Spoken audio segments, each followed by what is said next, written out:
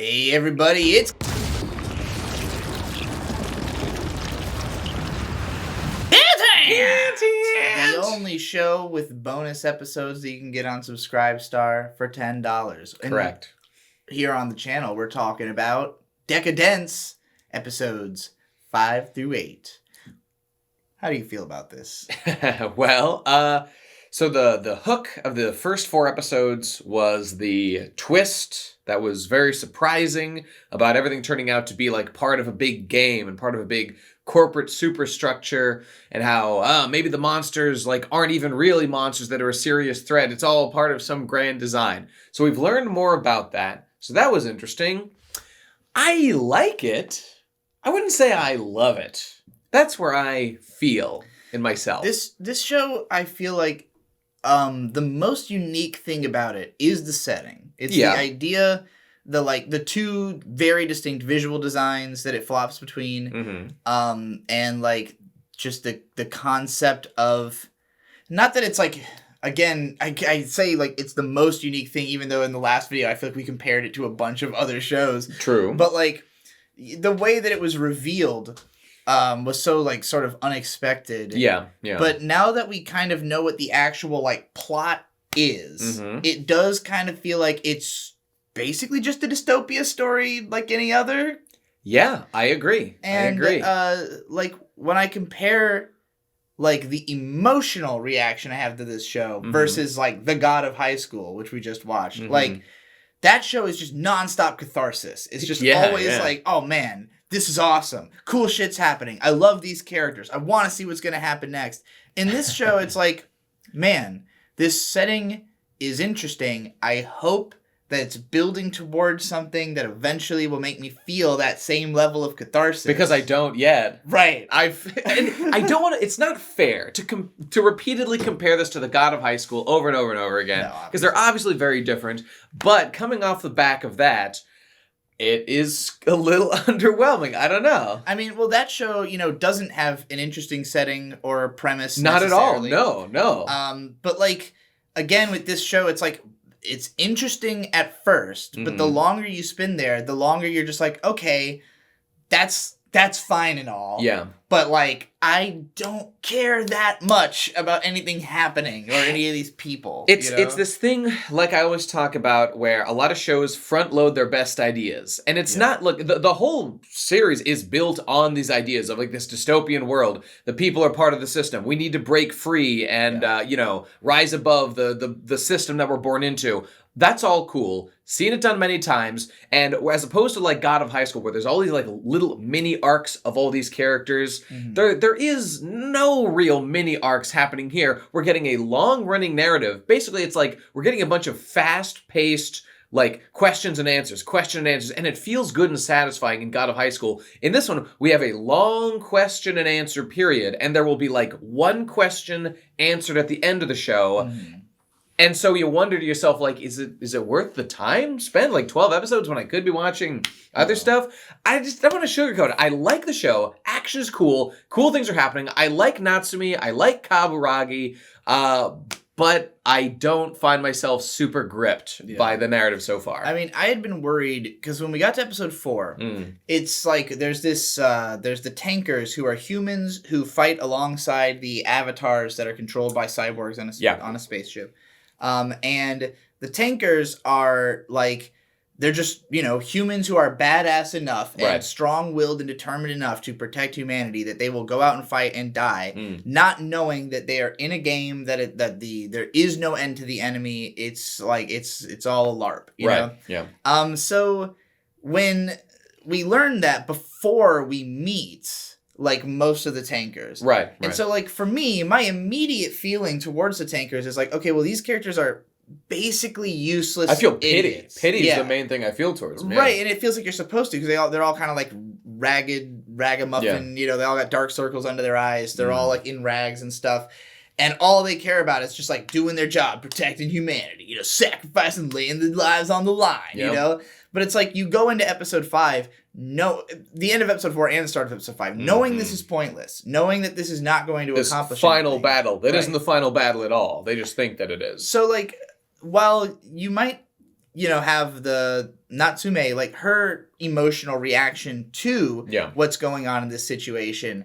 I don't feel any emotional reaction to what's going on in the situation because I know this is pointless, So ultimately, it's just about, like, okay, well, seeing her feelings and the other guy, the main guy, like, who I guess I really consider the main character even more than Natsume. Kaburagi really is the one doing all the forward momentum. So yeah, he's basically the main character. So, like, between the two of them, and I would even say that episode, it only really starts to feel like anything to me towards the back end when it becomes about Kaburagi, like, being inspired by seeing her, like, even though she knows this is all useless, she still wants to do something and still wants to fight, and so he's like, you know what?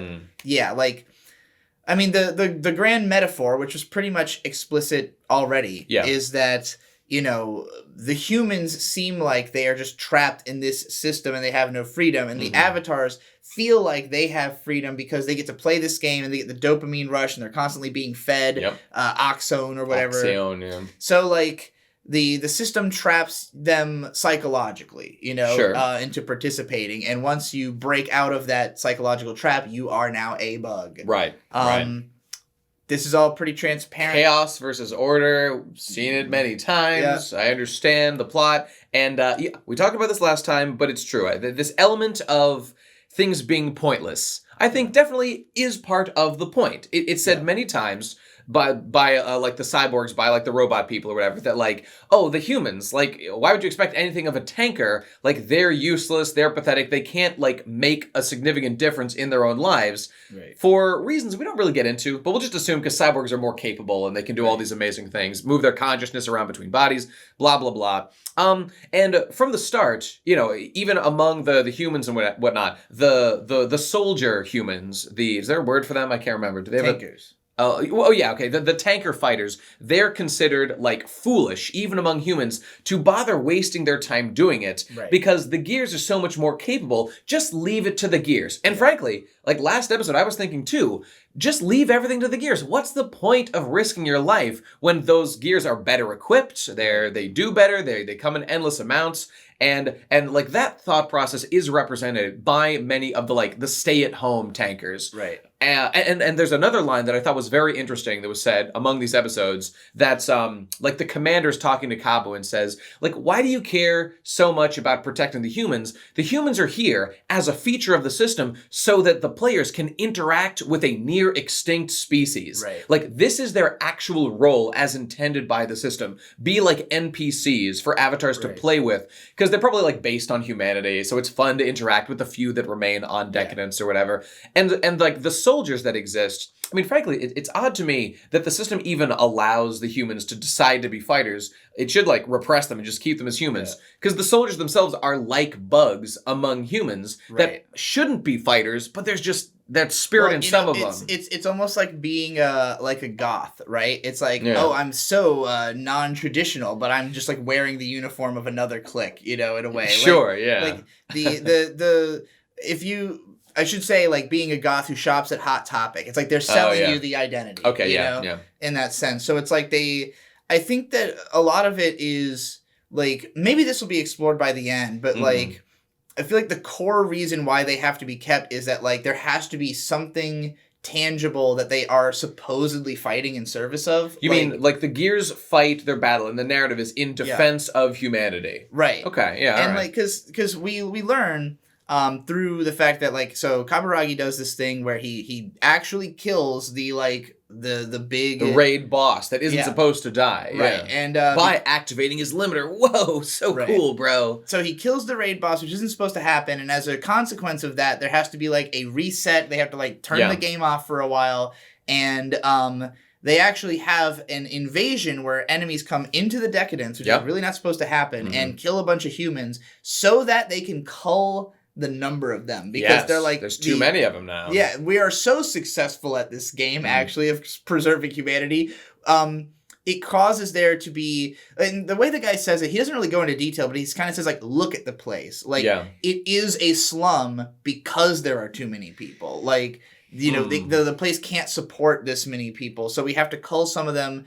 And it's like, okay, well, if we're at that level, then it's like, this isn't about really like preserving humanity, because like what humanity needs is to expand, right? To get better, to not have to be in this situation. But that's not the goal. It's just preservation. Keep as many of them as we want around, you know, as the narrative impetus for this game that you play. And even though everybody's playing the game just because they're like addicted to it, like on some level, they probably do want to save humanity. Like, that's the narrative of the game. The average cyborg person seems perfectly, like, nice to humanity. They don't really respect them that much. But, yeah that's the narrative. They think it's fine. They'd probably be fine with them being more of them. It's the system that's in place that is culls them for the sake of manipulating, like, the emotions of the players themselves. Like, you know, the humans, they're running low, so you got to go in and make sure they don't get killed by more of the gadolls or whatever. Yeah, and there's parts where, you know, we see the gears saying things like, "Oh, we barely made it, but that's what makes it fun." Yeah, like, the of course. fact that it is such a struggle. Game. Yeah, right. And I definitely think that, you know, if we're looking at this as a metaphor for the real world, that's one of the more interesting elements, is the idea that, like, the system is crafted for you to just barely make it. It's crafted for you to feel like you're skating by so that you always, like, you know, continue to feel that, like, yeah, I'm doing my best, I'm trying really hard, and I'm getting things done. But it's like everything you're getting done is within the parameters that have already been set for you, you know? Sure. So it's like, you know, in order to have true freedom, you have to want to, I don't know, do whatever you decided instead of whatever they decided for you. But, like, sure. I mean, again, all this was kind of like subtextually there from the start, and it's just become the text as the show goes on. Like, characters are now just talking about the themes. They are now actually just like, this is what we're fighting for. This is what we're about, which... That's one of the issues, I would say, that, like you're saying, it was there before. Now they're just being blatant with it, and that's not bad. I actually enjoyed these episodes, you know, pretty significantly, but not much new is really being added as we go here, so I'm kind of waiting for the hook, and it doesn't really seem to be dropping just yet. I guess I expected, because of how much setup was in just the first two episodes, that, like, we would see more evolution in the setting, or see things like dramatically change, or learn more about the metatextual element of it, where, like, because we still don't know who's really running the system, and we didn't really get any new hints towards that in these 4 episodes. It was mostly about establishing, like, the motivations of our main characters to finally, because this was something that was bothering me up until episode 7. Like, the characters have no real goals. Right. Like, they are bugs. I guess they're trying to survive. They're trying to do their best. Like, there's this theme of trying to push your limits. But it's not until finally that Kaburagi decides, like, I am going to destroy the system, that we finally are like, okay, this is the goal. This is like, what's going on. That's in like the show. episode 7 that's decided out of, I think, a 12-episode show. At the end of episode 7. Yeah. And then but, like, at least we get a clear idea of, like, what that means. They're going to destroy the factory. That specifically the Gadol. Right. They show that there's a factory where all the Gadol are produced. So this answers a question I had. Are the Gadol like a real invasion force and this system was set up? No. They're made by this company just to have an enemy to fight in this, you know, physical MMORPG or whatever. So, okay, answered. And now that exists, it could be destroyed. And that is exactly what Kaburagi and his ragtag group of miscreants are going to try to do in the real world. And they have a plan. It makes sense. It's logical. We see some steps on the way. I enjoy all that stuff. I also appreciated, so in episode 6, we are introduced to the prison, because Kaburagi, he's punished for his actions by being sent to this prison where they literally just put a bunch of people in a pit and have them mine shit. Yes. They drop the monster shit in through chutes, and they have to mine it with pickaxes and throw it down into a pit where it is then regenerated into the energy source that is ass fucked into them every day. That's true. And it's a very clear, like, I guess what I appreciate about them going with the wacky art style is that they were able to push the metaphors to an extreme that I don't think would have been televisable, like, if they had been more realistic. Where, like, they're literally getting, like, ass reamed on the regular and shoveling shit. Yeah, like, that's true. That's true. So I appreciate that it was so, like, grody, and it kind of reminded me of Dead Leaves in a lot of ways. I can see that, yeah. And so, like, I thought the prison scenes were fun. I like the characters they introduced in the prison way more than the tankers and all the humans who were just like lame. These guys we saw the old friends of the girl who are now butchers. We don't give a fuck about it at all. One has purple hair, okay. One has brown hair, they're okay. They don't do much for me. Yeah, I like the other designs more. They don't do much. The other characters, like, you've got the guy who's fermenting shit into alcohol. Yeah, drunk just, like, man. The kooky old guy who's been there for like 10 years. Mm-hmm. You've got this big hulking shark tooth man who's the gang boss of the prison. Like, it seems I'm confused about how they get away with the stuff they get away with in the prison. Like, it just seems like there's a lot of it is not really watched or monitored, and they don't care. I think agree. You can't escape, even though, like, the purpose of this place, it's supposed to be, it's called a rehabilitation center, but really they put you there. No one has ever been rehabilitated. You're really just gonna die. But still, don't you think it's a good idea with this like world-spanning control system to keep an eye on what your prisoners are doing? No, we don't do that. It's not a big deal. It's fine. For some reason, they have 3 game... They have access to log in to Deca-Dence. Look, obviously that's like off the grid. They've got the techno wizard girl who just... Right. She's there. She makes it happen. Her, we got to learn more about her eventually, I'm sure. And, we probably will. We'll figure out what kind of subversion she's been doing from the inside or whatever. But like... I loved the idea that, like, when we're introduced to the prison, it's just like they're all shoveling shit. It's just a bunch of miserable, like, fuck-ups and criminals and people who are, like, doomed to be here. But as we meet the people who have been there for a while, it's like they're used to it. And they're kind of, like, I mean, the boss guy, he doesn't even really seem to give a fuck at all. He's just like, I like to do fun shit. I just like to fight people and, like, do whatever. And so when Kaburagi beats him in a fight and then is like, let's tear down the system if you want to do something fun. He's like, fuck yeah, let's do that. And incidentally, I mean, the boss, some of the others, I can't quite remember everybody, and I think maybe the commander too, they were all part of that like S-tier squad that used to exist. And like the boss definitely was. I'm pretty sure the shark tooth betrayal man was too. I don't know about the others, and I think the commander was. And obviously there's like Kaburagi's inspiration was that guy who died, and he's the one he always thinks about. I told him how to remove his limiter and he ended up getting executed. I gotta change the system. It's not fair that it's this way. So there's, I thought that was a little cool. We touch back into the past of the Kaburagi guy. So we need to learn even more about the past of some of these characters, I think. Like, it's just, I think the show's only 12, 13 episodes. I assume that the last 4 are going to just, like, basically go down the list and check off all the mysteries, and then we'll be done. The system will get destroyed. And what will we have learned? We'll learn that too much order is bad. Too much chaos can also be bad. Something in the middle is... And wow, what a revelation. I don't know. I'll say my fear again. I don't think this is a bad show. I'm sure to people... I mean, common theme with anime, I guess. If this is your first anime, you'll probably be like, whoa, this is like blowing my mind and stuff. But I've seen these themes many times before. I'm a little suspicious. It's not going to be like the most complex or interesting or intellectually stimulating ending of all time. I could be wrong. I hope that I'm wrong. It just feels kind of familiar.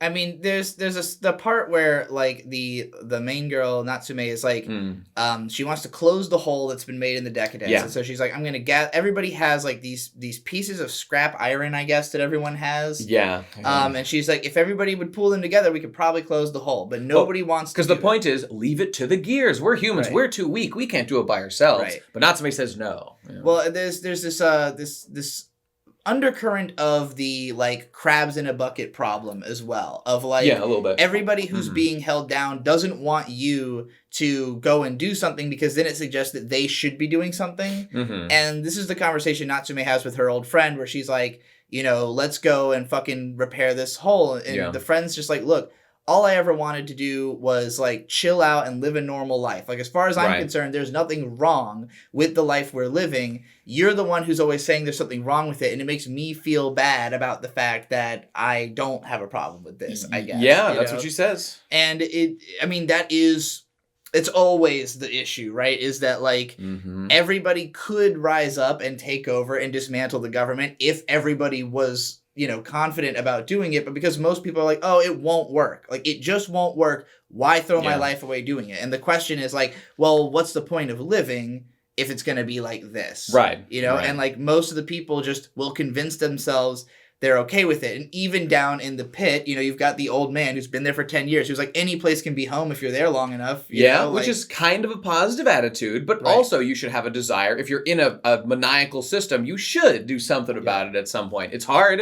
And then, of course, like a literal mirror of the character, like, what is it, Cypher from The Matrix, in a very Matrix-like setting. The other, like, the shark guy, who's part of the boss's team, is also like, no, everyone else is gonna die, just save me. Like, I'm gonna betray my friends. I'll tell everybody they've got this plan. Me, and I don't even know why he's trying to get the old man in on the plan. That guy's more like a weird, like... He's like a lizard or something. I was thinking like a bug. He looks like a bug. Looks like a praying mantis a little bit. He kind of reminds me of the Pokemon that the boss of the gangsters uses in X and Y, the the armored guy, the big armor bug, the steel bug. Gastrodon. No, what am I saying? I know the one who Wimpod evolves into the big like mech looking one, whatever that is. Yeah, he looks like that guy. Combined with Randall from Monsters. Yes, he looks just like Randall. There was a whole Monsters Inc. like esque sequence in episode 8 because they're on the avatar room where all the avatars are stored. Oh yeah, it's like a bunch of conveyor belts like carrying. It's just like the Doors scene in Monsters Inc. That's true. That's true.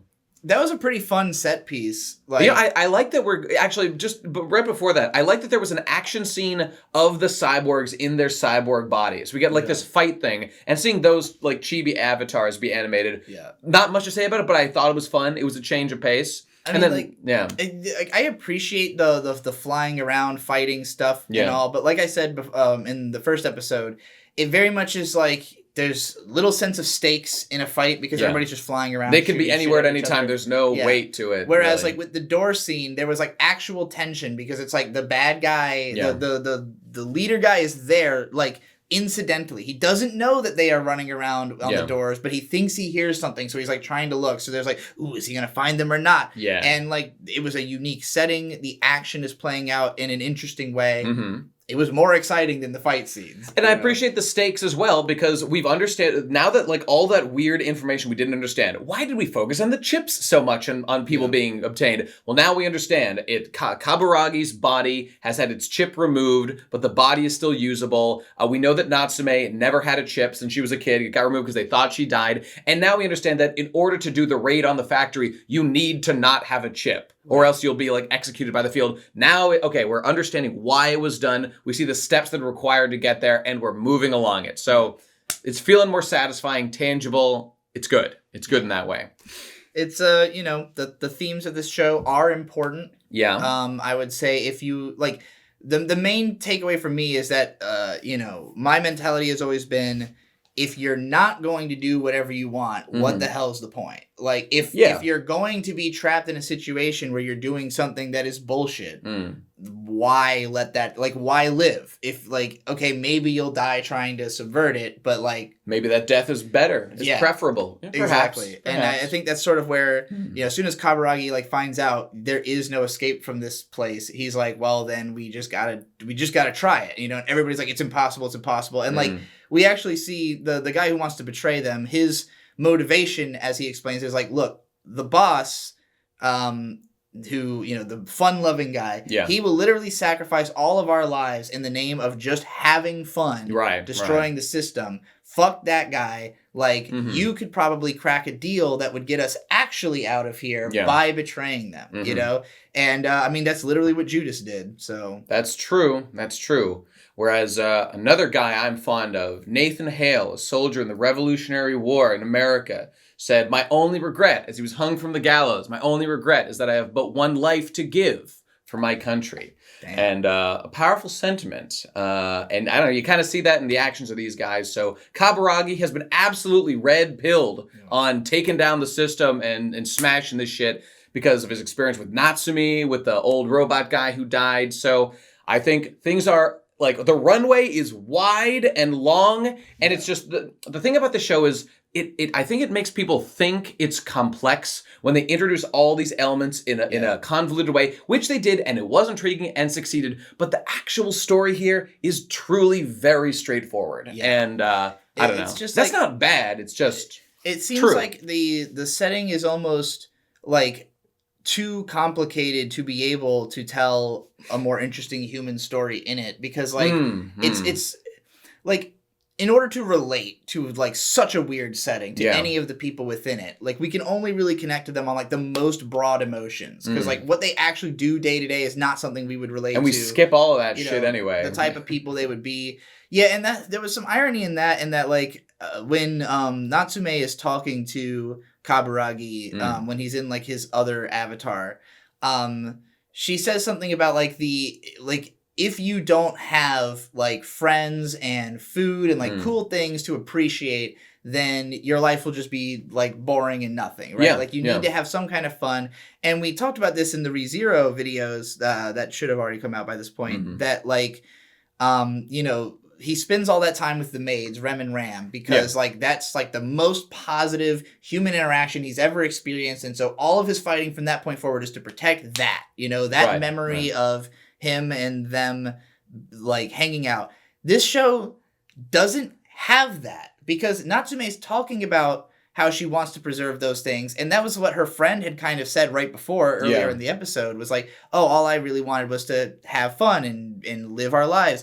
But like, we never saw that. Natsume's life seemed like shit. Everybody was bullying her. This friend has been kind of like looking down on her from the start. We need more tangible stuff. You're right. Everything's kind of in defense of the general idea of humanity being free. Right. And we haven't spent a lot of time in the details of what that would look like, who we're fighting for specifically. Yeah. Like, we get some characters. Do you care about, like, green hair guy number 2 on, like... Remember that guy? There's a guy with green hair who, like, works with Natsume on cleaning the plates or whatever. See, you don't even remember who this character is. There's the purple hair girl. I kind of like seeing her. She's kind of cool. There's the brown hair girl. I wish she did anything. She did something. Brown hair girl did something. So, I don't know. We need more of that. And I guess I'd say my favorite, like, element so far, I like the fighting. I like the general gist of smashing this fucked up system and stuff. But my favorite element that resonates with me most personally is this idea of, like, well, you're being told you can't do it, you're too weak, you don't have the power, you don't listen to that, and you just say, I will do it. And it's like the finding the resolve that Natsume has to do stuff even when other people doubt her, and inspiring others to do the same. Like when she goes out personally to collect some of those metal scraps, she can't do it alone, but she inspires everybody to try, and together the whole community builds it together. Was that scene cheesy as hell? Yes. Did I know exactly what was going to happen like 10 minutes before it concluded? Yes. I mean, I was honestly surprised how straightforward it ended up being. Yeah, like, right? She talks to like the first guy and he's like, nah, fuck you. She talks to her friend. She's like, no, fuck you. Then she goes to the place. She's feeling dejected, and not only like, I mean, I thought it was fine when all the other people had gone off and recruited people themselves. And she's like, oh shit, you all got all this stuff. But then the people she talked to show up and are like, oh, we changed our minds. Yeah. Like, we had a second to think about their mind. That's it. And your speech inspired me. Like the dramatic scene of like the boss man, like closing the door. I can't help you. I can't do it. Ooh, 2 seconds later, I got all my friends to help. We all got stuff together. What changed? I closed the door. I felt like a simp, and I fucking changed his mind. But yeah, it was just like, I mean, it's almost like that scene was constructed to artificially induce like drama in the scene when he probably really would have been like, you know, I think I've got some to spare. Yeah, I can help you out. I mean, imagine how much better this could have been, right? Like, so you have a blonde Princess Braid girl who's like the leader of the tankers. Katsuragi. No. Whatever, whoever. The girl. She has really never had any interesting scenes at all. Right? No, not really. Now imagine if like there had been like after Natsume goes off and she talks to the first couple people and then we see her sad. Then we cut back to the other people having a conversation about what she said. Yeah. Like debating the merits of like her idea until like they, you know, come to a determination. Yeah, you know what? We are going to do it. And then have the blonde lady go and like talk to the people she had talked to before and argue the case with them. That would have been great, and it would have made us care about her character instead of literally just all of the people just show up with the materials and then they just do it. That's a good idea. But even you could do something as simple as like just have like one of these like ReZero style, like the lighting changes and her face is brighter. And like she has like a speech to Kabu, like while they're alone one time about like why she loves him. Maybe he saved her life sometime. And we actually are like, oh, this is why she cares. Not just this blanket, like vacuous. And you know, maybe they're saving that for like later because she feels somewhat important compared to the other characters. But I'm just saying right now, I don't really care. I mean, that seemed to be the case for like purple-haired girl in the first episode. That's going nowhere. She's not done a single fucking thing. So yeah, it's just like the show. It feels to me like they were setting up all this intrigue, and then they just kind of went back over all the same information with more clarity as the characters come to understand their situation. And I just kind of felt like, well, I already understood the situation. I didn't need to go through all these steps. And like, I appreciate seeing the character's emotional journey, but it doesn't resonate with me because I'm so far ahead of them and none of the other characters are interesting at all. That's true. That's true. Almost intentionally so. It feels like they put an effort to make these characters like not stand out or not have any scenes. I don't know. It's kind of like all on Kaburagi. Everything important is him, and then Natsume, who's like his inspiration.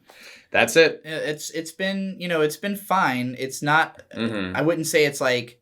There's nothing like super negative I would say about this show, other than that there's nothing super positive I would say. Yeah, that's the issue. Other than like. Well, I guess it'll probably stick in my mind just for the uniqueness of the setting and art. But like, can I even picture a way this could end that would be more than like a 7 out of 10? I really can't. I'm having trouble with that. Yeah. I mean, maybe when we meet, like games and stuff does this cool stuff where like you meet like the true guy in charge at like the end. I don't know, like Gurren Lagann has like the anti-spirals, fucking Ashura's Wrath has like the actual god of the world, whatever. Maybe that character will have some really cool dialogue and conversation, and it'll be legendary. It'll be like, sure, these ideas have been done elsewhere, but it was a great scene, and we'll love that kind of stuff. Maybe.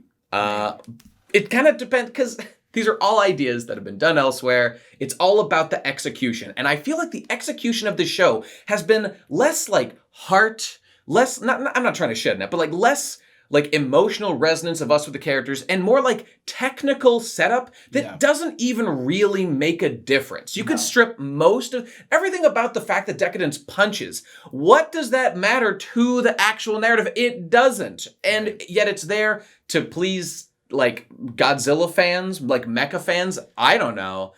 Maybe like someone started the premise of the show with this idea. They drew that. And like, what if I had a big ship that punches? That'd be cool. And then they filled out the rest. But of course you have to keep that main thing, even though it doesn't really matter to the actual narrative. But it looks cool when they punch stuff. So that's all right. Well, I mean, I do think that like there's, again, like all the imagery and stuff, there's subtext in it, but the subtext is in the text. Like it all is the same message, is just reflected in different elements of the production. So like, the message is just not... It felt more interesting when we were first learning about it and seeing like, ooh, this is like a metaphor for capitalism and playing Raid Shadow Legends. Yeah. And now it just feels like we're watching people play Raid Shadow Legends. Like yeah, it's true. I don't know. Like, I am interested to see the next 4 episodes and like how it resolves. Maybe it's more than 12. I don't fucking know. But I'm a little dubious. So, I mean, I'd give it like roughly probably around like a mid 7. Because the main criticism is there's good stuff, but not enough. It feels a little sparse. So I want more, which I suppose is a compliment. I want more out of it. I'm not disliking it, but yeah, that's how I feel so far. All right, well, that's what we have to say about Deca-Dence, and you can also learn what we have to say about obscure OVAs and other shit by becoming a Subscribe Star contributor at the $10 level. Correct. We've got good content. So go watch it. Dude. That's it. Good content is what I meant to say. And we will see you next time on another episode. See you there. Goodbye.